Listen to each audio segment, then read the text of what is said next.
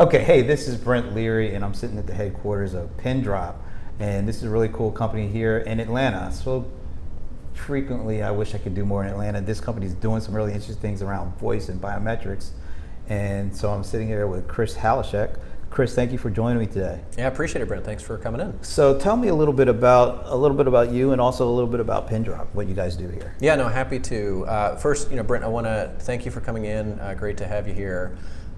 Also great that you're in Atlanta, so you can be here in person with us. So, quick backstory on me: I am an Atlanta native.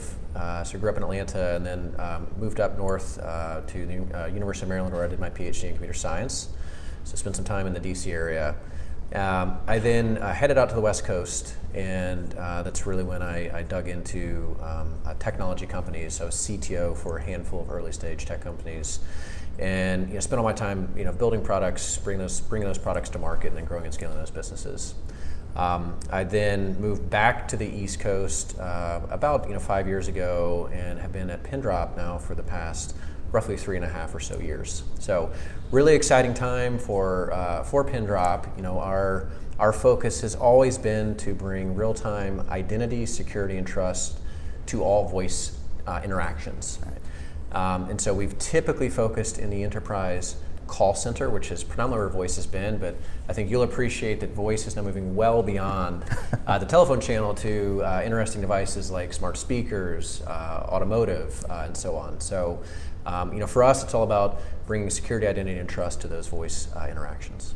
And when it comes to these new devices, these smart speakers that have voice assistants in them, what is the state of security and privacy at where we are currently, yep. And where does it need to go for it to be adopted at an even higher level than we're seeing today?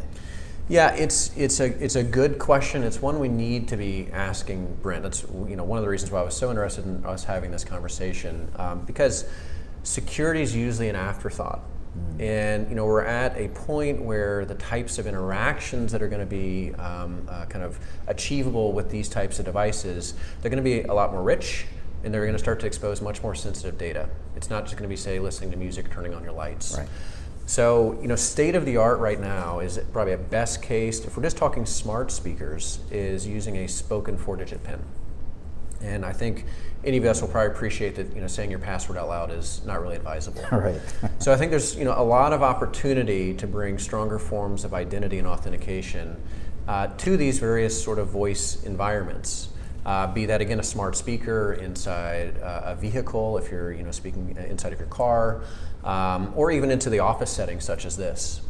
There's the opportunity to get access to business information, assuming you can bring along with it proper security, identity, and trust. One of the things that I think about, and a lot of us are thinking about from a CRM perspective, is how do you get folks like salespeople to use CRM more? And voice seems like an obvious thing for it. But from a standpoint of privacy and security, what needs to happen in order for salespeople and just folks who use business enterprise applications to make sure that the right person is using it and entering the data and accessing the data? What has to happen from a voice biometrics perspective to make it something that companies are going to feel comfortable doing? Yeah, I look at it as, let's say, even for me, if I'm going to walk into one of our conference rooms where we have a voice-enabled device, and let's say that I want to get access to perhaps some of our CRM-related data, related to some of our accounts. I need to make sure that, because it's a shared device, that I have the right, authorization to actually access that information. And so the opportunities we see it, and again, we have historically focused in the call center, with both fraud detection and authentication solutions. And the way we've approached it there, I think, is a similar way you can approach it in these other voice channels. And so if you look at what we do in the call center today, and again, I think this will parallel into these other channels, Brent, is that we're trying to replace the traditional forms of authenticating someone who's speaking in this voice channel. And the way that has typically been done is using something called knowledge-based authentication questions.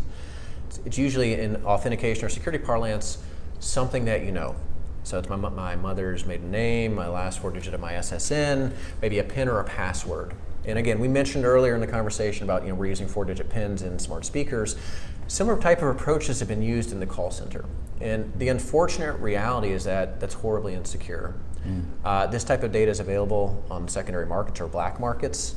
And that's what's led to large numbers of breaches. Right. And in the voice channel and the enterprise call center is what leads to what is effectively today a $14 billion problem in terms of voice fraud loss in that channel. Wow. So we see an opportunity, and what Pindrop does is brings replaces those pins and passwords with something you are, which is your voice. And that's what uses our voice biometrics technology, which we can talk about in more depth. Something I have, which is my device. And we have technology to very uniquely and accurately identify the device that's actually active in that type of voice interaction. In this case, this will be a phone call. Right. And then my behavior. So we have technologies that allow us to, in a friction-free way, verify the right voice, right device, right behavior. So if you look at things like smart speakers and me walking into maybe one of our conference rooms and interacting with maybe one of the voice-enabled devices there, we see a huge opportunity in taking that same voice biometrics technology to ensure that I'm the right speaker in that particular transaction. So if I'm saying, maybe say we use Salesforce, hey Salesforce, or hey Einstein, let me know the latest status on the XYZ opportunity. It's only going to give it to me because I've been the identified speaker, and I have access to that information. Now, you also do things to make sure that the voice, or at least alert the user that the voice is either authentic or not authentic, or organic or not organic. Talk a little bit about that.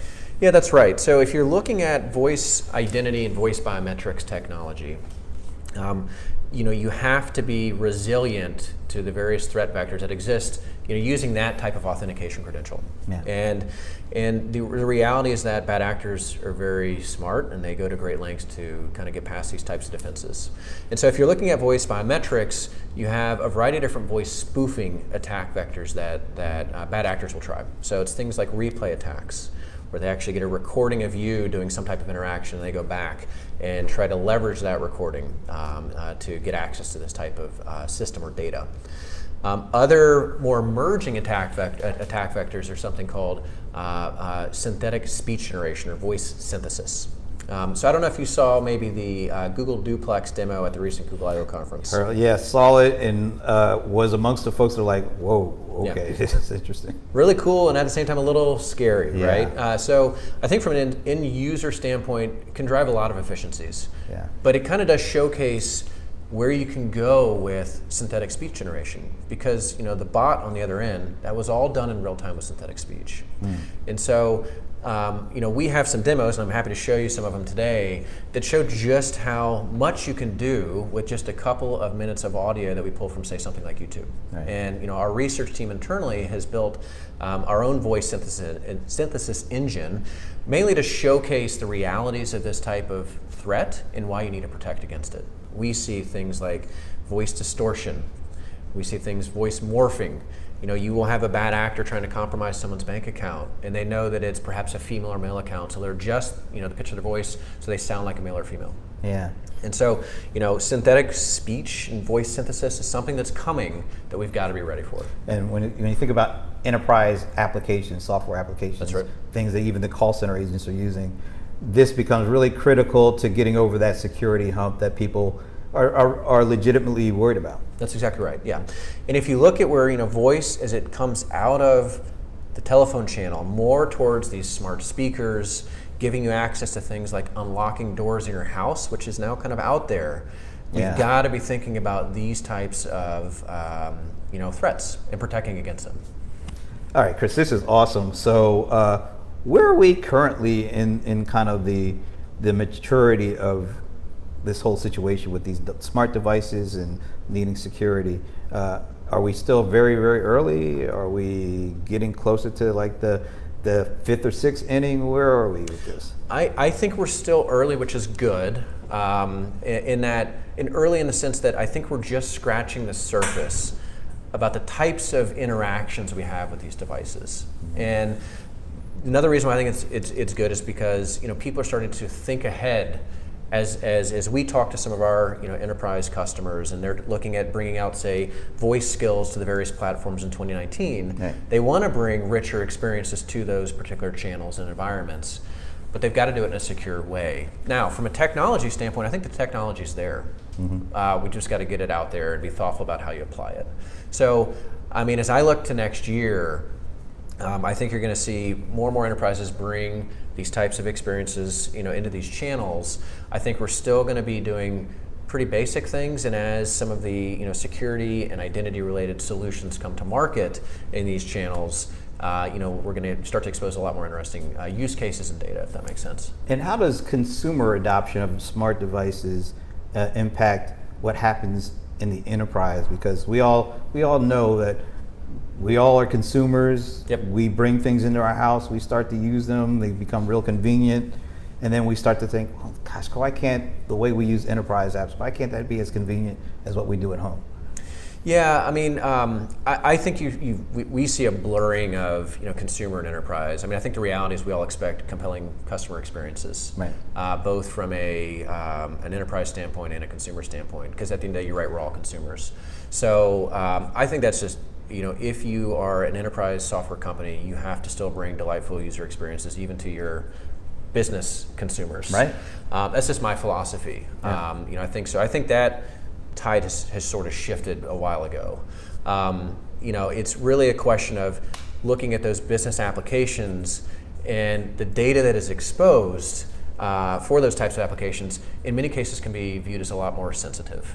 Again, if I look at smart speaker usage today, and I know you had some folks that recently published the Adobe state of voice what people are doing.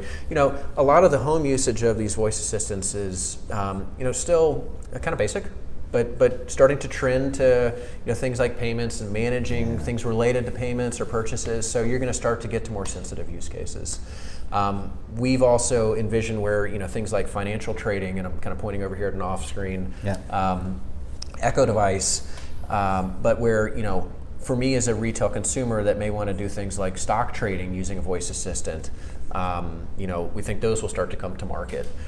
So it's really about the sensitivity of the data. I think whether it's just typically on the business side, you have security teams that are assessing how you're going to expose and lock down that information, and whereas on the consumer side, I think we've started in the smart speaker, some of these voice assistant space. It's in the confines of your own home, a little bit more of a trusted scenario, but as you bring richer transactions there, obviously you're going to have strong forms of authentication and identity.